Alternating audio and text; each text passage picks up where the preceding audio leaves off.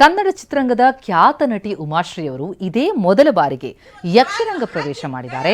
ಉತ್ತರ ಕನ್ನಡ ಜಿಲ್ಲೆಯ ಹೊನ್ನಾವರದ Saint Anthony ಮೈದಾನದಲ್ಲಿ ನಡೆದಂತಹ ಯಕ್ಷಗಾನದಲ್ಲಿ ಮಂತರೆ ಪಾತ್ರ ಮಾಡಿ ಚಪ್ಪಾಳೆಗಿಡಿಸಿದ್ದಾರೆ. ಈ ಹಿಂದೆ ಯಕ್ಷಮೇರು ಕಲಾವಿದ ಪದ್ಮಶ್ರೀ ದಿವಂಗತ ಚಿಟ್ಟಾಣಿ ರಾಮಚಂದ್ರ ಹೆಗಡೆ ಅವರು ಉಮಾಶ್ರೀ ಅವರಿಗೆ ಯಕ್ಷಗಾನದಲ್ಲಿ ಅಭಿನಯಿಸಿ ಅಂತ ಹೇಳಿದ್ರಂತೆ.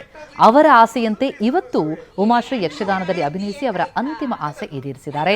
ಮಂತರಿಯಾಗಿ ರಂಗ ಪ್ರವೇಶಿಸಿ ಕರಾವಳಿಗರ ಮನಸ್ಸನ್ನ ಗೆದ್ದಿದ್ದಾರೆ.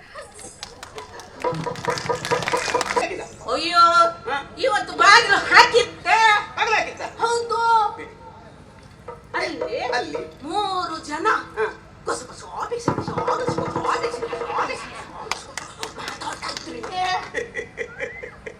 ಯಾವ್ದು ಹೆಂಗಿರ್ಬಹುದಪ್ಪ, ಎಷ್ಟೊತ್ತಿಗೂ ಗೂಸು ಗೂಸು ಬೀಸು ಬೀಸುವೆ. ಏನು ಹೇಳ್ತೀಯ ಕೈಕ? ಹೆಣ್ಣು ಮಕ್ಕಳಿಗೆ ಮಾತಾಡ್ಲಿಕ್ಕೆ ಅಂತರಂಗದ ಭವನವೇ ಬೇಕಾ? ಅಂದ್ರೆ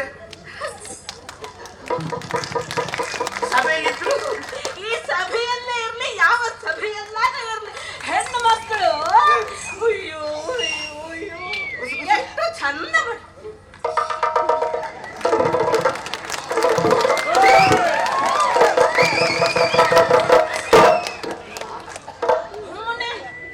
ಅವರ ಬಾಯಿ ಇವರ ಕಿವಿಯಲ್ಲಿ, ಇವರ ಕಿವಿ ಅವರ ಬಾಯಿ. ಹೌದು, ಹಾಗೆ ಗುಸು ಗುಸು.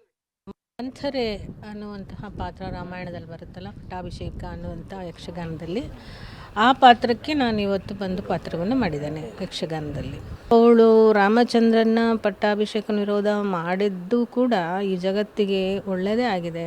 ರಾಮಚಂದ್ರ ಇಲ್ಲದೆ ಹೋಗಿದ್ದರೆ ಮನೆಯಿಂದ ಹೊರಗೆ ಬೀಳ್ತಿರ್ಲಿಲ್ಲ. ಹೊರಗೆ ಬಿದ್ದಿದ್ರಿಂದಲೇ ಒಬ್ಬ ಶಬರಿಗೆ ಶಾಪ ವಿಮೋಚನೆ ಆಗಿರ್ಬೋದು, ವಾಲಿ ಸುಗ್ರೀವರ ಭೇಟಿ ಇರ್ಬೋದು, ಮತ್ತು ರಾಮ ಲಕ್ಷ್ಮಣರ ಒಂದು ಹನುಮಂತನ ಭೇಟಿ ಇರ್ಬೋದು, ಅನಂತರದಲ್ಲಿ ರಾವಣನ ಸಂಹಾರ ಇರ್ಬೋದು, ಹೀಗೆ ವಿಭೀಷಣನ ಸ್ನೇಹ ಇರ್ಬೋದು.